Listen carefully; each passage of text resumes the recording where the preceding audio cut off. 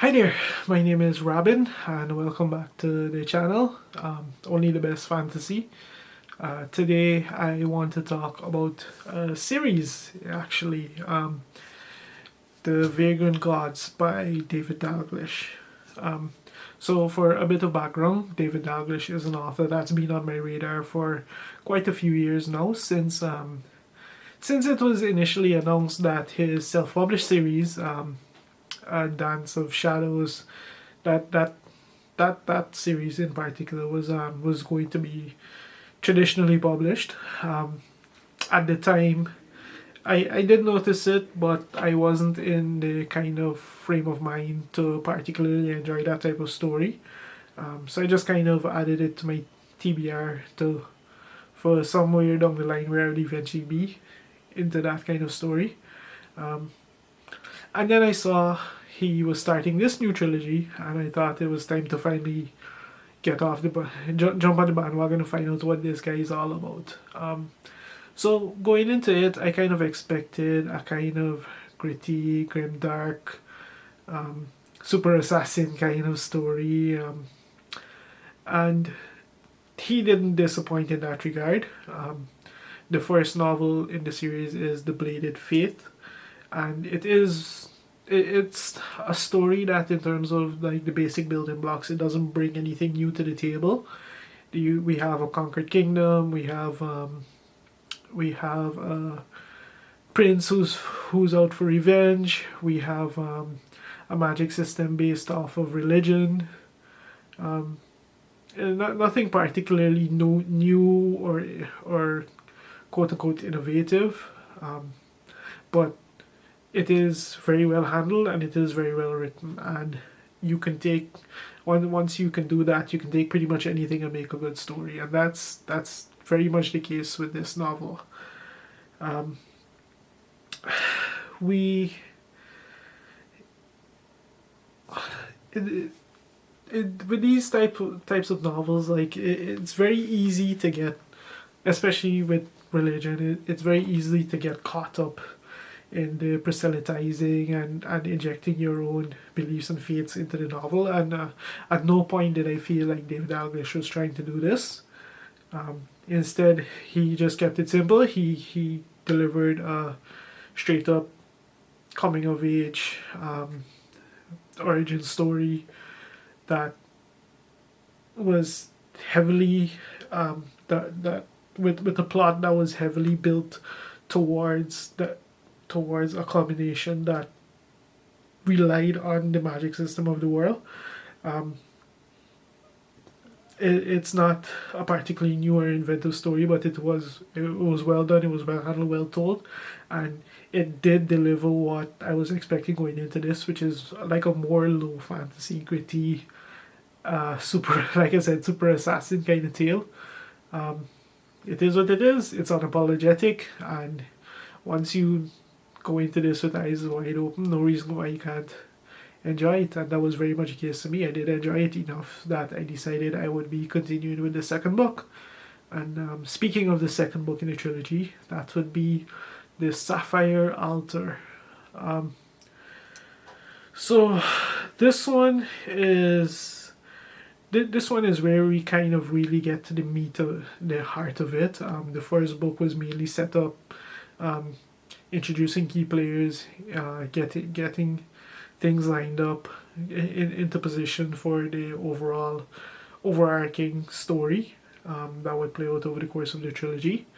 And we see that really start to ramp up in this book. Um, it unfolds pretty much how you would expect, with a few minor surprises here and there. Once again, um, David Dalglish doesn't try to really do anything new, weird, or wonderful. He just focuses on telling a good story with interesting characters and telling it in a really fun way for fans, very much catering for fans of this type of story. And yeah, that made it very enjoyable for me, I have to say. Uh, we get a bit of an expansion of the world. It becomes a bit more mythic, mainly because the scale of the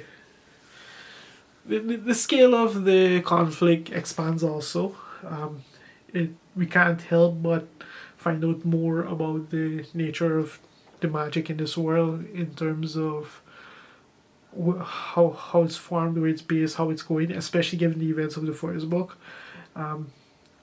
It made for cool reading. It's based on I like the twist that it put on an idea of and in terms of real world, in terms of like gods and the power of gods and where they get their power from. It's not a particularly new or novel idea, but it is definitely handled and incorporated well into the novel. And yeah, all around interesting, fun read. It hooked me enough that I did decide that I would continue on to the series to find out how it all ends, and I did, with the final book being The Slain Divine. So by this point, once you hear that title, you pretty much understand what's gonna happen. You pretty much have a fair idea of what could possibly happen in this novel, but it's also a title with a lot of context to it, and we kind of tap into both the potential interpretations of that title over the course of the story. But for this book, this for me, this was where David Dalglish really put the pedal to the metal.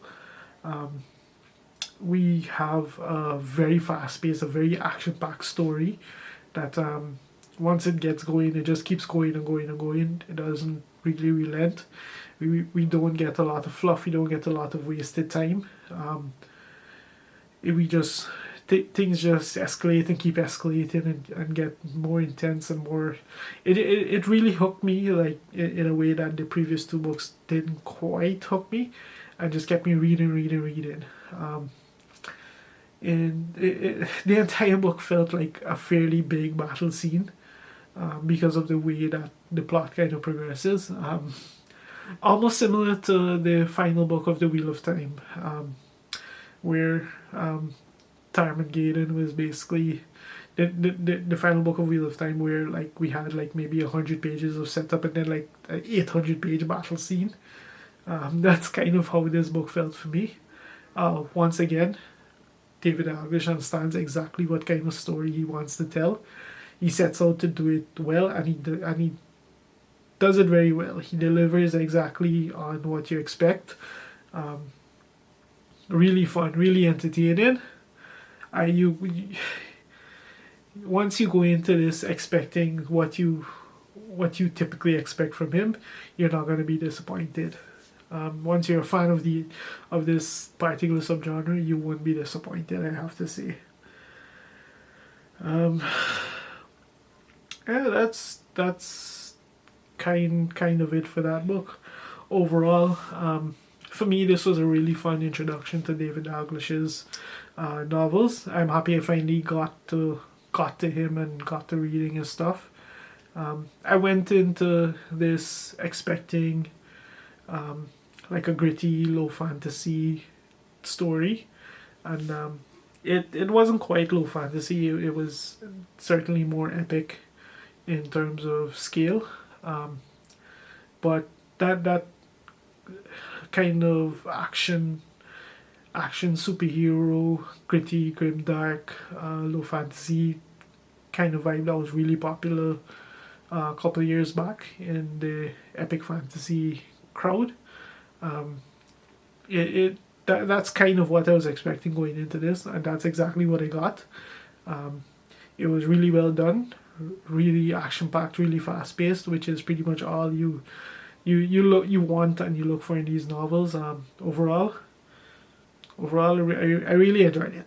I got exactly what I wanted. I got exactly what I expected. If that kind of sounds like your vibe, then this is definitely a trilogy worth checking out. Yeah, and that's pretty much all I have to say on that series.